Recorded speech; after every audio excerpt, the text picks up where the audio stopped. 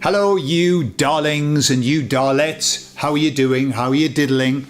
Today I'm going to talk about the possibility of a connection between mental illness and the ever increasing energies that we are receiving here. From the sun, for example. I'll tell you all about it on the other side.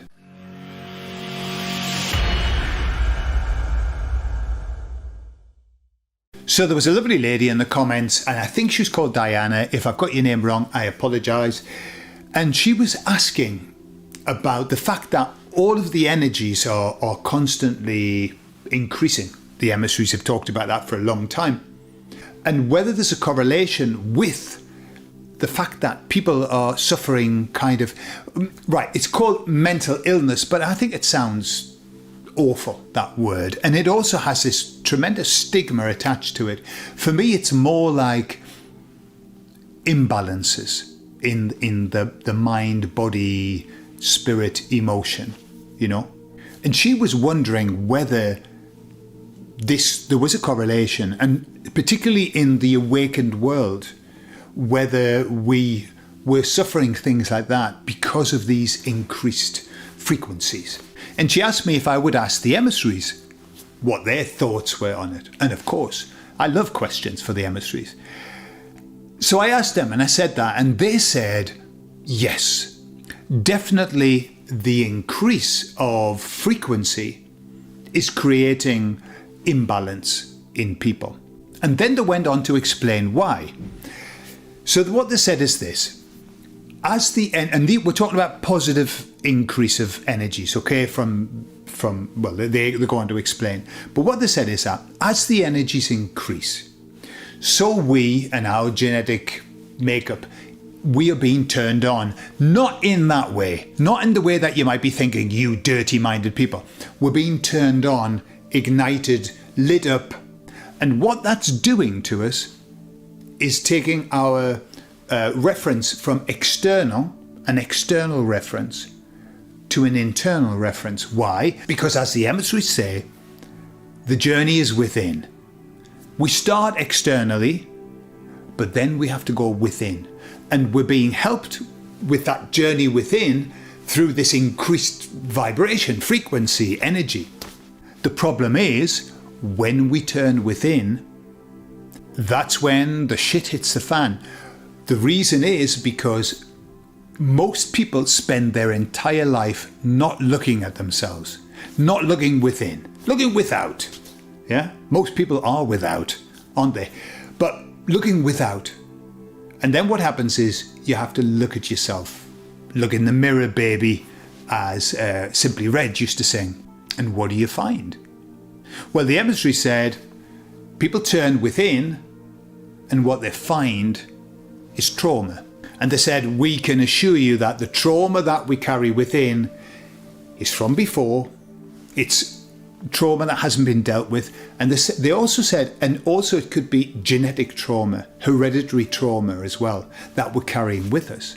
So what happens is when we turn within, the energies make us go, oh, right, I see, I understand the journey, I've got to sort my shit out. And we look inside and we go, oh, I didn't realise that there was so much shit. And this can make us very imbalanced. And it can bring about these kind of what are being called the anxiety, depression, all of that. It's just it's part of the loss process. And I know I've talked about this before. But what happens is this. Imagine you go through life externally focused, looking out, believing that you're all right. You go, I'm all right. I'm fine. No, I'm all right. I mean, if I had 10 euros for every time I've heard somebody say, no, I'm all right, I'm fine. No, I'm fine. And they're not. And you can tell that they're not. I'd be a rich man.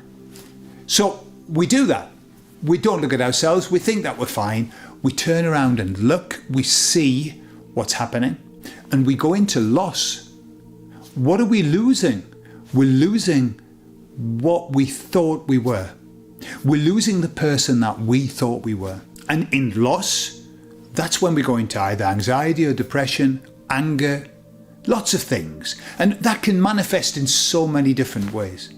However, we have no choice. We've got to face our issues. It's part of the journey within. And as a wise man said, to enter into the kingdom of God, you've got to sort your shit out. And the Emissaries said that these issues that we have, like anxiety, depression, hyperactivity, all those things, they said all they are is little arrows that are pointing, saying, the shit that needs to be sorted. That's all. They're little messages, little signposts. That's all. We don't need to be upset about them or get angry with them. Just understand that they're messages.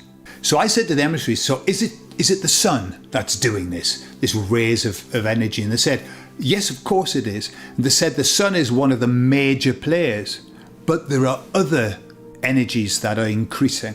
They said the energy of Gaia is also increasing dramatically.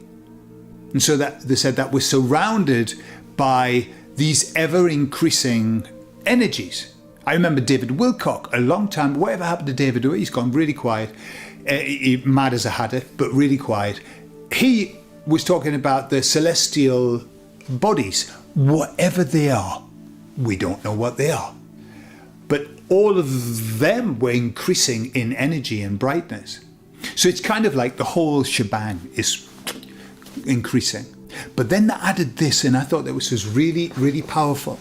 They said, the baddies know this too. They know that the energies are increasing. And they said, for that reason, they are so focused on frequencies and energies. And why? Because they are working to counteract the frequencies, the good frequencies, the positive ones. And their job is to create as many bad ones as possible. So they said, what's happening is that we now, as a population, are being bombarded with good and bad energies and frequencies. They're contradicting one another, and they said it's creating this tremendous push-pull inside of us that is also leading to imbalances in us, and sometimes we don't know where we are. And especially if you live in city centres, where there's a tremendous amount of frequencies. When I go to my in-laws, they live in a big apartment block. If I look for Wi-Fi, I find something like 20, 30 Wi-Fi, all of that. And then there's the 5G all over the place. So the Emissaries finished by saying, move to the country, move to the country. And I recommend it because that's where I am and it's bloody beautiful. We've got Wi-Fi, but like two Wi-Fi in my house. So, en resumen, as they say in Spanish, yes, it is creating problems. All of this energy increase, as well as all of the energy increase of the baddies, is creating this push-pull conflict inside. However, there are lots of things that we can do to counteract that. There are lots of things that we can do to protect ourselves. And the most important things are to have a very clean diet of food, have a very clean diet of what you ingest through your eyes and through your senses, to have a very clean diet emotionally in your life. Get out of your life the things that shouldn't be there, the things that are causing you problems. The more that you can live your life stress-free and calmly, the healthier you're going to be. The easier it is for your body to cleanse. That's really the bottom line. If you're at maximum with everything, maximum stress, eating badly, drinking too much, arguing all the time, having horrible relationships, you're on a loser. Your body cannot manage that. The body's wonderful. It's got so many ways of cleaning and cleansing. But if we've got it at maximum, then it's not going to do its job right. Okay, I love you all. What things can you share using code? Obviously, if it's one of those things that YouTube don't like. What things do you do to cleanse? What things do you do to help you to counteract what it is that's around us, being bombarded. Not the good stuff, the bad stuff. Put it in the comments. I'd love to read it and share it with other people.